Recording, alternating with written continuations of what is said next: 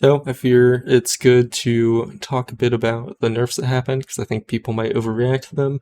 And also I wanted to start talking a bit about how we're going to be playing in 10.15 because some of the preliminary work for that has been done. I do want to mention that whatever I say regarding that will not be concrete and it's relatively likely to change. However, we do have, like we're starting to get an idea of the play style and the talents that you're going to be playing in situations. So yeah, uh, let's get started. So these two are buffs. This essentially just makes it so your chiropathy will last until your next ray of frost. Doesn't matter that much unless you have excessive downtime, which we don't right now, but might have been a problem in the future. You're never going to play this talent in Mythic Plus. This is good because it helps you not have such an RNG amount of time upkeeping the 6% damage debuff from it. They only nerf Glacial Spike by 4%, probably because its damage was double dipping, so it's more than a 4% nerf. Also, they might just want you to play Glacial Spike too. Now, they nerfed the rest of your abilities by 12%. This is actually a bit of a problem, mainly with Ice Lance, because we're actually really close to not using Rays of Frost again, and you can like go read Norner's forum post if you like. I'll link it down below, but basically it's only a 1 to 3% damage loss if you don't, just ignore it. So you just Frostbolt build icicles and such, which is pretty bad because right now our tier buffs Ice Lance damage, unless they want to keep building in 20% Ice Lance damage in our tier going forward. Like, we're just constantly on the edge of not using Fears of Frost. Kind of unfortunate that we're back to that stage. And then the rest of these were needed. So, yeah. And then Bug Fistes. Now, this is where Frost currently is in its tier 30 profile, which is just like a sim of what we think is going to be really, really good gear for this tier. And so in single target, sim's about 145k. And this should be using static empowerment. Yeah, it's using static empowerment. So here's the current sim that was the best. It was done by Cole Omen, I think his name, in the Mage Discord. And so at the moment, this is the best someone's posted. And you can see that they have it labeled relatively well. Our highest simming build is now 149,616, still in single target. So this is about a 3% damage buff. If you're just looking at the single target build, which is pretty good. Our AOE also received really, really large increase in damage. But what I mainly want to talk about here is not numbers, because numbers don't really matter at the moment. But I want to talk about the build and the playstyle. So if you're looking here, it has the talents kind of described. And so Coldest Snap and Ebb Bolt means that it's playing with Coldest Snap as its third capstone instead of Slick Ice. And then it's also playing with Ebb Bolt instead of Frozen Touch. So what that would look like, and I probably should have built this out before I started this video, but that's okay,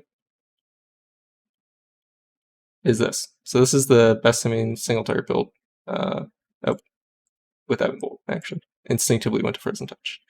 Alright, and it's several thousand above dropping Ebb Bolt for Frozen Touch. And part of the reason for this is we don't really have enough flurries to shatter every Glacial Spike, so Ebb Bolt guaranteeing more, now that both Frozen Touch was nerfed, so it doesn't give as many increases to your Brain Freeze generation, and the fact that you're casting Frostbolt a lot less, right? So you're spending a lot more time casting Red Frost, you're casting Glacial Spike, casting Cold Snap, or Tone of Cold, Comet Storm.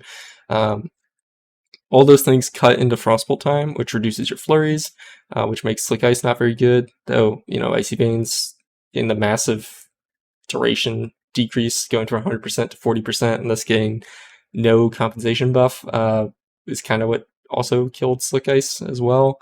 So, yeah. And if you want to count this, this means you'll have like 5 abilities you're adding to your rotation. I think I include Freeze in that count, so 4, right? 1, 2, 3, 4.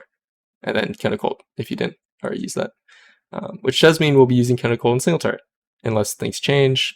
The best build without it is, just a little bit below. This isn't percentages, so I don't want to do the math. But yeah, most of the time you're probably going to be aiming to use Cold Snap in single target, unless something changes. Which again, it's quite likely, I guess I can repeat what I said at the start of the video. Nothing that I say here is concrete. That's why this isn't a guide video. It's kind of just talking about where the state of Frost is heading into 10.5. Kind of looking more at single target, but I'll talk a bit about Mythic Plus as well. So yeah, you're essentially going to be taking every active ability on your tree, probably in most every situation, which is, unfortunate or not.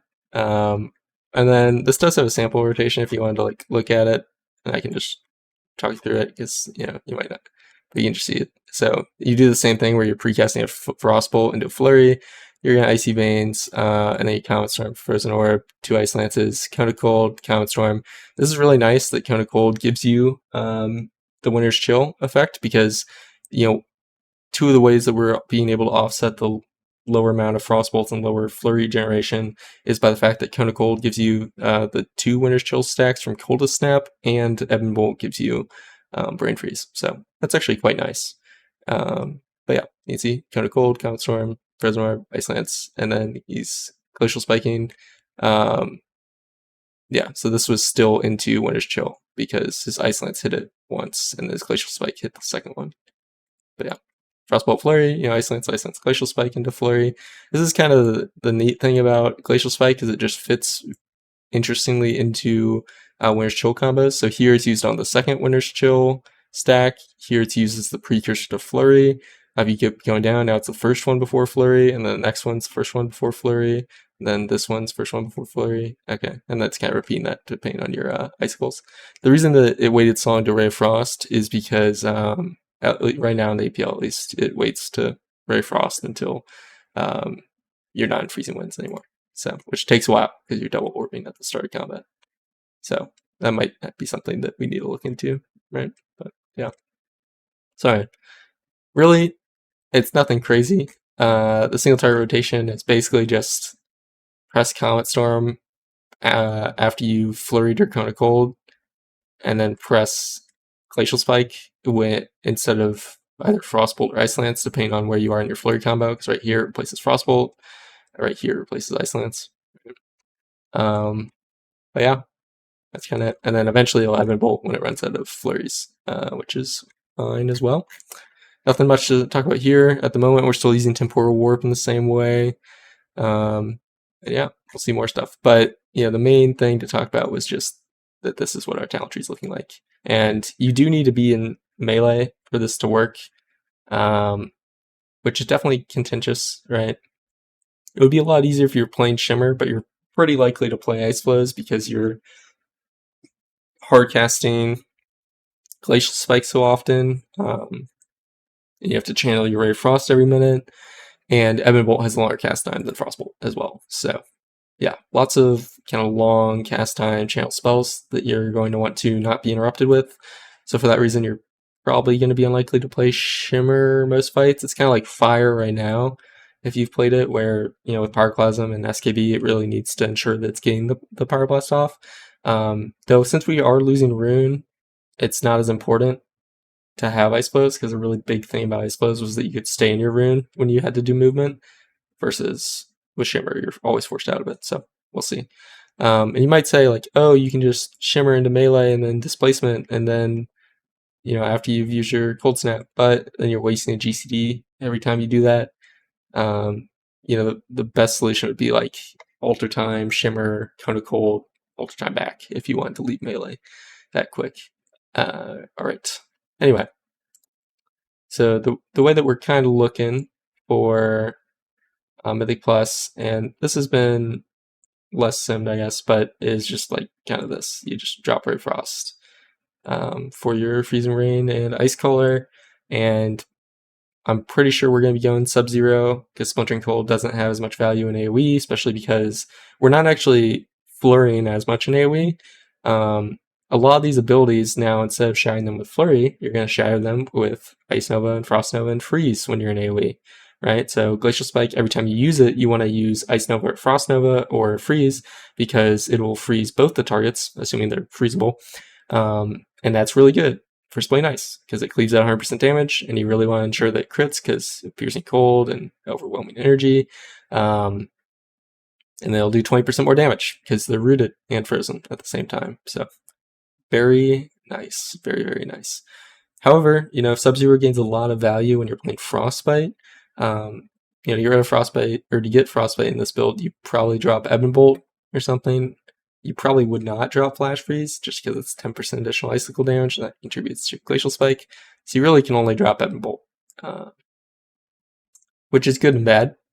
You know, Ebon Bolt on itself is also something that you'll probably be AoE shattering because it just does a lot of damage. If you have the freezes available, you might not because Glacial Spike, you cast it so often.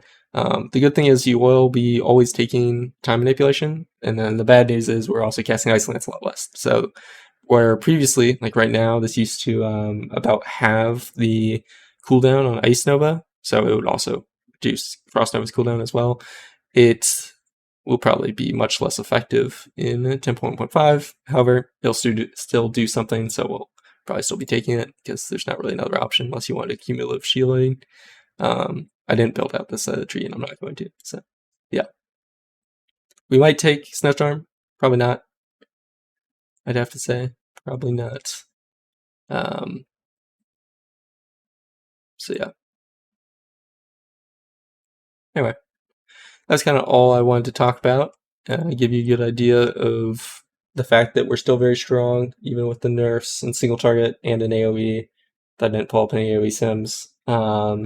And then the idea that starting to introduce you to the fact that you might need a lot of new keybinds, which I think will be kind of contentious. Rightly so. It's probably a little bit too much, especially because you're having to add freeze, but I'm probably going to have freeze macroed in my icy veins, so I can just press the button again. But we'll see. That might be a bit annoying with icy veins being, off the GCD. I might accidentally double press it and freeze when I don't want to, so not sure about that yet. Anyway, have a good day. If you have any questions, let me know. Reminder, this is definitely in fluctuation for quite a while, probably a month or so. I'll probably be waiting to release my 10.1.5 guide until I'm reasonably confident that we're set in our meta for how we're going to be playing and what we're going to be playing. So, have a good day.